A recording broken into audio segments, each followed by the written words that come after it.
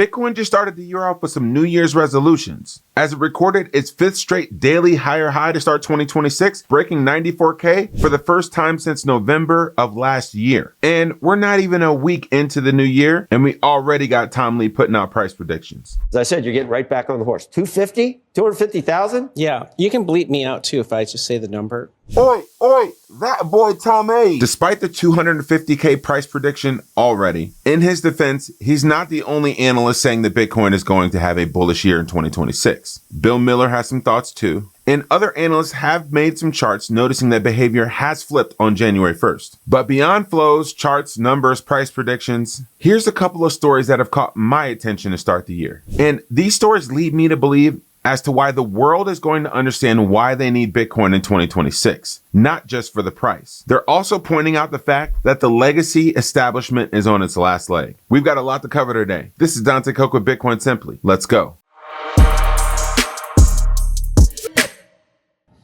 This, if you follow the 4-year cycle, Bitcoin should be down this year. But I think that there's tailwinds that are building. And part of it is we kind of reset leverage on October 10th with that big shock. Right. And now I think there is still institutional adoption taking place, and Wall Street is still building a lot of products on the blockchain. And then we have U.S. government support. So I think these are tailwinds that help Bitcoin recover this year. Tom, you can just come out and say, look, I don't know how or where I get these price predictions, but I feel good when I say them. So I say them a lot. But in his defense, to be fair, he's not the only one saying that 2026 is going to be bullish for Bitcoin. Bill Miller IV, son of Bill Miller III, the famous investor whose stock portfolio is Amazon and Bitcoin, well, you have to understand that he believes that there's a lot of bullish trends coming into 2026 as well. We're a big inflection point right now for digital assets, Bitcoin especially. If you look at the regulatory clarity that's come into the system over the past year, it's a whole new ballgame. Head of the SEC said a couple weeks ago that capital markets are all moving on chain. Jamie Dimon has reversed course. They're now building on blockchain. So all of this is massively positive for Bitcoin, which looks like it's put in a higher base than it did in the spring of 25. The technicals are really starting to line up and it looks like it's ready to go again. I personally expect it to break out to a higher high than its all-time high from the fall. Some believe that the markets are bullish because Venezuela represents a huge opportunity for the United States to build its strategic reserves in both oil and Bitcoin. Venezuela apparently has a large shadow stash of Bitcoin that they were trading with oil through Tether in order to avoid sanctions. So there is a second order crypto effect here where since for going back a decade now, my reporting was back in 2017, because of spiraling inflation of the Bolivar, a lot of people had turned to cryptocurrencies, mining Ethereum and Bitcoin in their homes in order to just have a stable source of cash. But the other side of this is the fact that there are multiple reports that the government itself has been looking to evade sanctions by doing sales of oil in Tether, which they then move into Bitcoin. And so much of this market moves on sentiment. So even the promise that perhaps the U.S. government, when they came in, might seize these assets, hold on to it, that's a bull case for Bitcoin if you have a stockpile such as that that isn't being liquidated. I'm not sure that I'm buying that or I agree with that. It's all a little bit of hearsay. And plus, even if we do build up a strategic reserve, it's no guarantee that there aren't people in states like New York that will just go ahead and sell the Bitcoin that they're not supposed to due to the executive order that Trump passed earlier last year. Court records suggest that U.S. Marshals seized and sold over 57 Bitcoin in the Samurai wallet developer case. And just to be clear, I don't fundamentally agree that the United States should just steal reserves from people like Venezuela or Samurai wallet developers. But the reality is, given the mandate that they have, they're not supposed to sell it.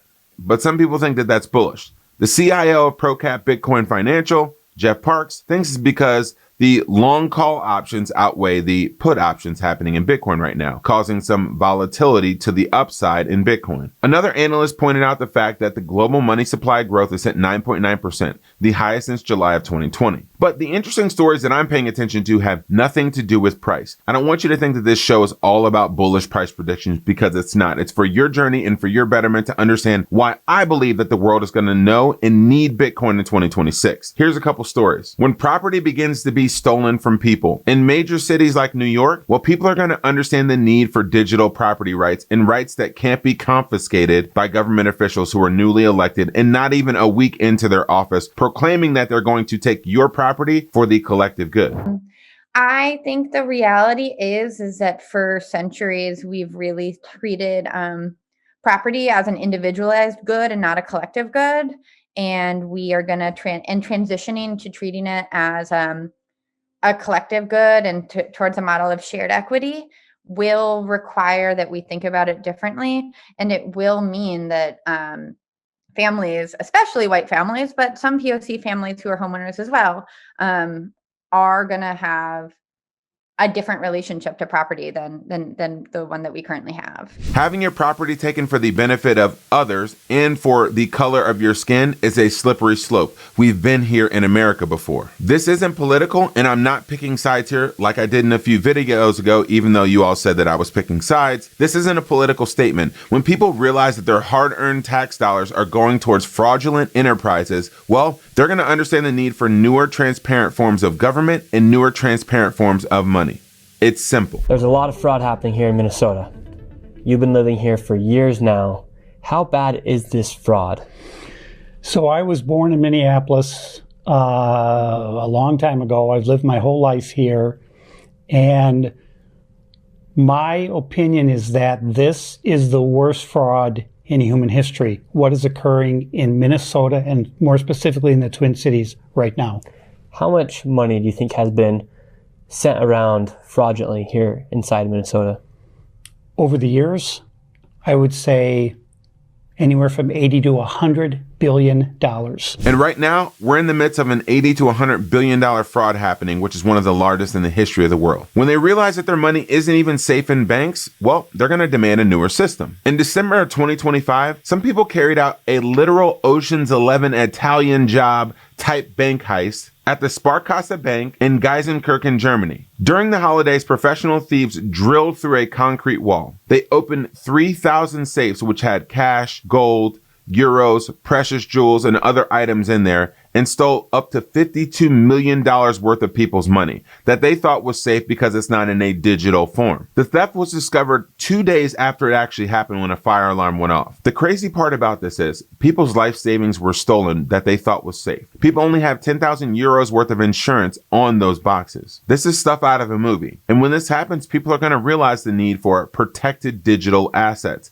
assets that can't be broken into a vault and stolen at will by thieves during the holiday seasons. But before we go any further, let's thank our sponsors. Ledn has been the leader in Bitcoin-backed loans since 2018, issuing over $10 billion worth of loans to tens of thousands of customers all across the globe. Ledn is founded by a founder from Venezuela who knows exactly what it means to have your money debased and to have your property taken from you. And that's why they've made it democratized and available to everyday individuals like you and me who don't want to sell their precious assets but borrow against them in a deflating currency. To get started and not sell your Bitcoin, you can fill out a 2-minute application and get fiat in your account in less than 6 hours with no credit check. If you want a $500 loan in fiat, well, you post $1,000 in Bitcoin collateral that's held in cold storage and a wallet address that you can see in the platform. You can repay this at any time with no fee or no penalty, or top up your Bitcoin stack as you continue to acquire more Bitcoin and continue your loan. Get 0.25% off your first loan by going to learn.ledn.io/simply. One of the ways that you can avoid the horror story of having your money and your assets stolen in a bank heist is by removing them from exchanges. You can learn how to do that privately, safely, securely, so that you can be confident that your Bitcoin isn't stolen in a heist that could happen on an exchange that we've seen time and time again. Your information is stolen, your wallet addresses are compromised, and then somehow your Bitcoin vanishes. You call customer support and nobody can help you. Avoid this all by getting a coach of the Bitcoin way.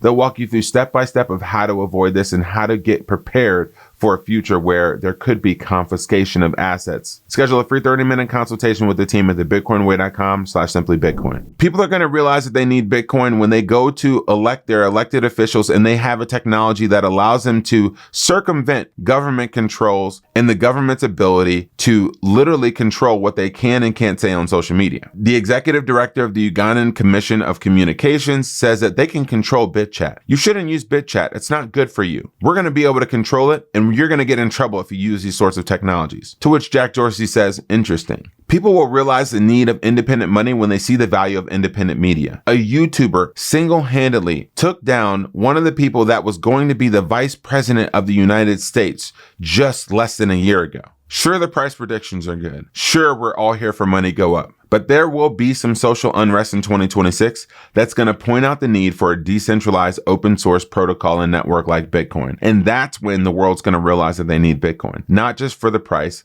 not just for it breaking past all-time highs at 126K, but I do believe that it will do that in 2026. This is the revolution. One of the ways that you can become sovereign is not by just buying Bitcoin and removing it from exchanges or never selling your Bitcoin through partners like Ledn. Well, you can also stack sats through mining Bitcoin, but you don't have to do it and manage it yourself. You can buy a state-of-the-art mining machine through the team at SAS Mining, who will manage and host your Bitcoin. You'll be doing good for the environment because all of this is mined through 100% clean renewable energy sources as well. Sats will flow directly to your wallet, and they're also going to give you some good tax benefits if you speak with a tax advisor about how you can depreciate these assets against other income that you could have in 2026. Use the QR code to get started today with SAS Mining. This is Dante Coca Bitcoin Simply.